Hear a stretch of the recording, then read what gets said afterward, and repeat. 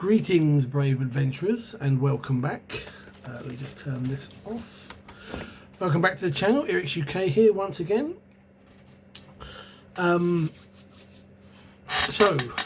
the Queen's New Year's Honours List 2022 recognised Sir Ian Livingston.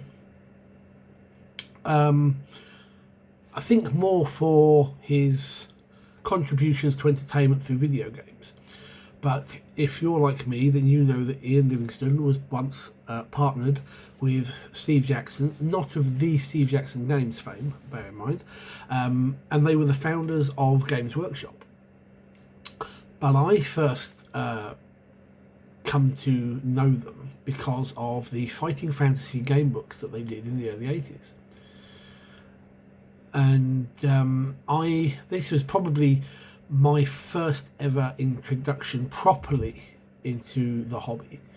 I was about 9 years old and we were moving house, and my parents wanted to keep me busy and occupied while they dealt with everything. And Mum bought me a couple of books to keep me busy. And these were books 6 and 7 of the original Fighting Fantasy books. Death Trap Dungeon and Island of the Lizard King. And I devoured these. And I bought loads of them, and I got up into the 30s before I finally gave up with them. If you don't know them, and what rock have you been living under, these were massive during the early 80s. Well, during the 80s in general, and they started out, solo game books had already been in existence for a number of years previously. There's an American publisher, I can't remember the name, who did the original Choose Your Own Adventure books, of which there were hundreds by the end of it, and they started in the 1970s, but they were things like Marooned on a Desert Island, or Into Space, or all manner of hundreds of different possibilities. Whereas Jackson and Livingston came up with the idea of doing basically Dungeons and Dragons style adventures, but contained within a book, with various paragraph entries, and your actions or choices would take you from one entry to another, and you'd flick through the book to find it. They used a stat system similar in a way to role-playing games. You had a skill, stamina, and luck stat. And skill was your combat ability. Luck was your chance to dodge traps or avoid the guards or whatever. And stamina was your health. And skill and luck were rolled, I think it was like a d6 plus 6, and your stamina was 2d6 plus 6. And then you had a little character sheet on the inside that you could write in, although I always did it on a bit of paper. And you kept track of gold and things that you picked up. You always had a sword, you always had some armour, and a backpack. And each book was standalone. They did do a separate series called, now my brain's stopped working, I think it was the, can't think of the name of it, but it was 4 books.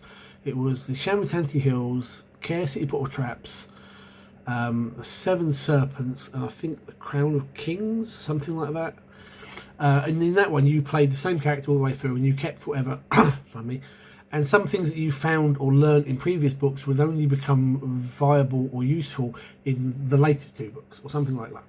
But for the most part, Fighting Fantasy was standalone, although they would reference one another at times, and the original book 1, Warlock of Firetop Mountain, did have 2 sequels. There was a Return to Firetop Mountain, and I think the other one was just called The Legend of Zagor, which was the name of the wizard at the end of it.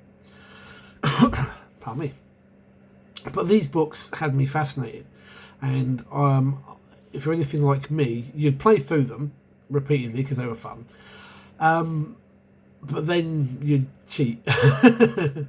You didn't want to die at the hands of the goblins, so you'd just say, yes, I defeated it, I will go to option 47.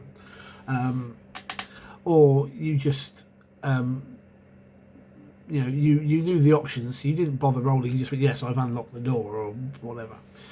I even went a little bit further and I named my character. I started with more like a Firetop Mountain with a character called Zach, and I rolled the stats, and whatever he got, his gold, his equipment, when I finished the book, he would then go on to the next book, and I would carry on, so that I continued to play with the same character through it. And yes, these books kept me very much entertained through the early 1980s until I actually got into role-playing properly. And I did pick up, I ended up selling them all or giving them to charity shops or something like that at one point.